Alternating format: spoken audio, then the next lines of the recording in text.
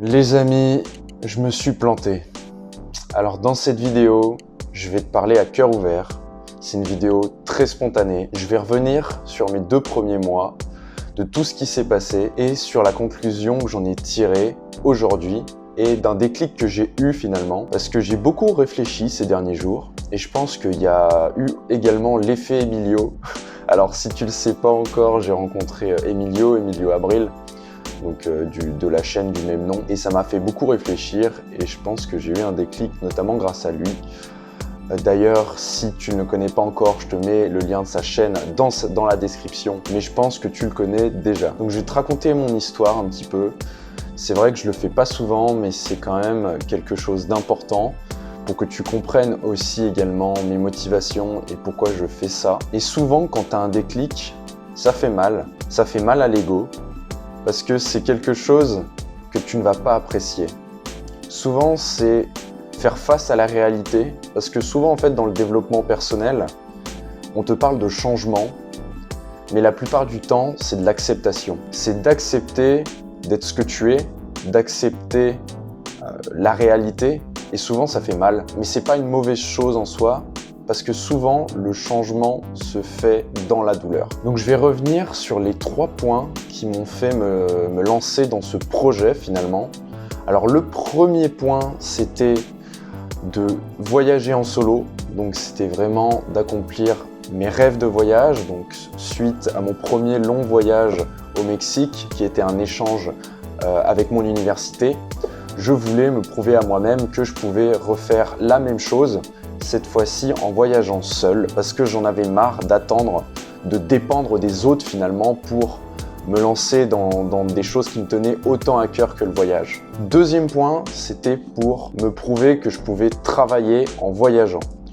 C'est-à-dire coupler le fait de voyager, donc qui est une de mes passions, un de mes rêves, et de travailler en même temps, donc d'avoir une discipline, d'être efficace, productif dans un environnement qui change régulièrement. Et troisième point, c'était lancer quelque chose, créer quelque chose de mes propres mains avec cette chaîne YouTube. Donc monter mon propre business, créer quelque chose qui est en phase avec moi-même.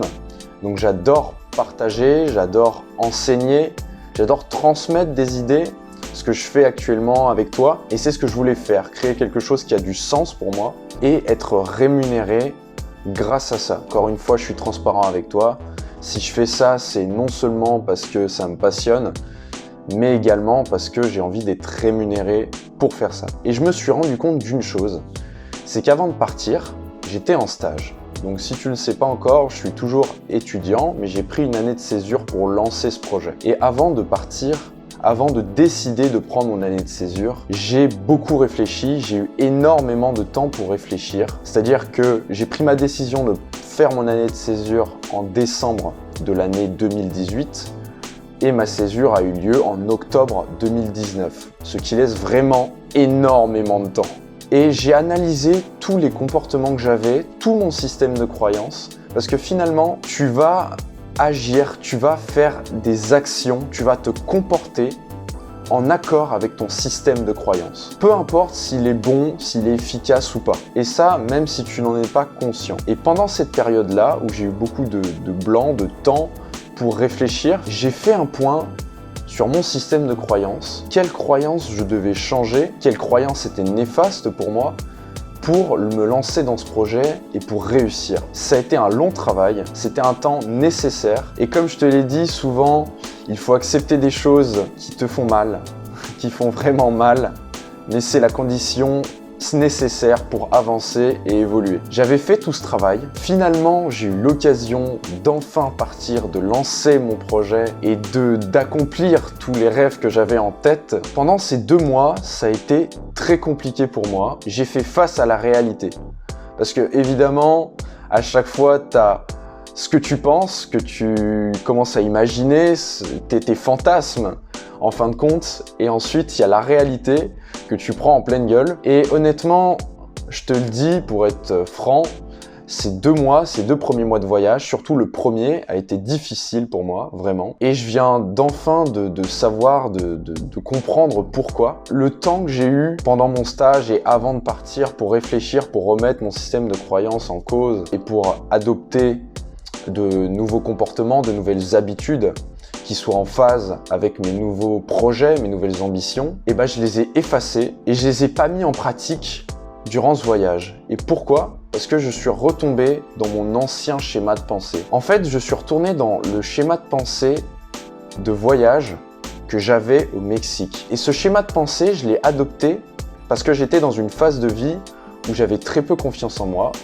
J'étais bien plus timide et j'avais besoin de faire un énorme travail sur moi-même. Et ce n'est pas du tout ce schéma qui est adapté pour les choses, pour les projets que j'ai actuellement. Mais inconsciemment, je suis retombé dans le même. Et je m'en suis pas rendu compte avant maintenant, 2 mois après, 2 mois plus tard, je me suis mis à me comporter de la même manière qu'au Mexique. C'est-à-dire que je voulais absolument faire des rencontres. Je me disais, je suis en voyage, il faut que je profite quand même un petit peu, même si j'ai mon projet de ma chaîne. Il faut que je fasse des rencontres, etc. C'est vraiment des choses qui m'ont apporté beaucoup lors de mon premier voyage et j'en suis très reconnaissant. Mais d'un côté, et c'est pour ça que j'allais pas bien finalement, d'un côté je me disais mais ça ne va pas avec les projets que j'ai actuellement. Ça ne va pas et il faut que j'essaye de trouver un équilibre. Et cet équilibre, je n'arrivais pas à le trouver et ça me prenait la tête vraiment. Et en fait, l'erreur dans tout ça, c'est que je voulais centrer mon projet sur le voyage et adapter mon travail à mon environnement, aux rencontres, etc.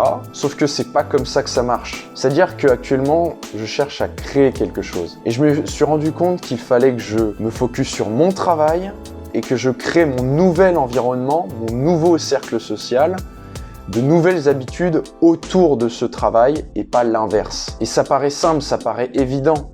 Parce que forcément, si je retourne dans mes mêmes schémas de pensée alors que je n'étais pas dans la même période de vie avant, alors que j'ai de nouvelles aspirations et que j'ai de nouveaux objectifs, forcément à un moment ça va coincer. Mais quand t'es dedans, quand t'as la tête dans le guidon et que t'as énormément de choses qui te tombent dessus en même temps, c'est pas forcément simple. Et c'est là que tu vois que l'environnement est vraiment capital et a vraiment une influence que tu n'imagines même pas. C'est-à-dire que quand j'étais en voyage tout le temps, j'allais dans les auberges de jeunesse, je me déplaçais souvent, j'étais entouré de personnes qui étaient là juste pour profiter, qui étaient là juste pour faire du tourisme et du coup de faire des rencontres, de sortir. Donc exactement comme je faisais au Mexique, alors que cette phase-là, je l'ai déjà eue, j'ai appris beaucoup, mais ce n'est plus ce que j'ai besoin. Et toute cette influence négative, ça me minait la motivation, ça minait le moral et ça me donnait pas envie de me concentrer sur mes projets. Alors je l'ai fait, j'ai quand même toujours gardé à l'esprit mon projet, j'ai quand même fait une vidéo par jour pendant 30 jours et je continue à publier très régulièrement, mais je sentais que c'était pas efficace, je sentais que j'apprenais moins et je sentais que je stagnais. Et c'est ce simple déclic, ce simple changement, parce que j'ai déjà tiré énormément d'enseignements, j'ai déjà tiré beaucoup du voyage, et ce n'est plus ce que j'ai besoin pour évoluer, ce n'est plus ce que j'ai besoin pour avancer. À l'inverse, je dois mettre mon projet, ce pourquoi je me suis lancé finalement. Et c'est pour ça que j'ai pris mon année de césure. C'est pas pour voyager et refaire le même schéma que j'ai fait au Mexique, c'est pour lancer quelque chose, c'est pour créer quelque chose. Ce que je dois faire maintenant, c'est me servir du voyage comme un outil. Ça me permet de me focus sur mon projet. Donc ça doit me permettre d'accélérer mes projets, mais pas l'inverse. Et c'est ça le problème que j'avais, c'est ça le déclic que j'ai eu. J'ai plus besoin de faire autant de rencontres, j'ai plus besoin de voyager comme je l'ai fait avant pour comprendre le fait de se mettre en mouvement, de passer à l'action, parce que ça c'est un cap que j'ai déjà dépassé. Et je me disais que justement de toujours voyager de cette manière-là, ça allait m'amener à avoir d'autres déclics, à passer d'autres caps. En fait, ce que j'ai à tirer du voyage, je l'ai déjà tiré comme enseignement. Et maintenant, ce que j'ai besoin, c'est d'autres choses, c'est de me concentrer sur mon projet et d'utiliser le voyage, les avantages du voyage, tout ce que j'ai appris sur le voyage en support pour avancer vers mes objectifs et vers ce que je veux vraiment. Si je t'ai raconté ça, c'est pas seulement pour te déballer ma vie, c'est pour que tu prennes conscience de plusieurs choses. La première, c'est que l'environnement joue un rôle capital.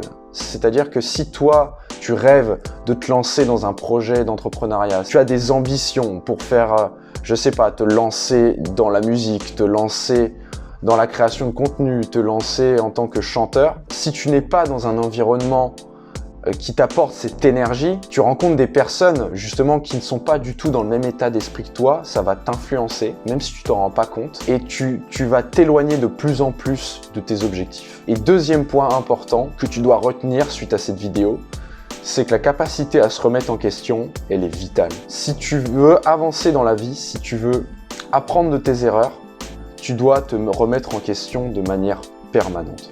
Donc voilà, j'espère que tu auras apprécié ce message. Si tu es toujours là, merci encore d'être resté jusqu'au bout. Et moi, je te dis à la prochaine vidéo. Ciao, ciao.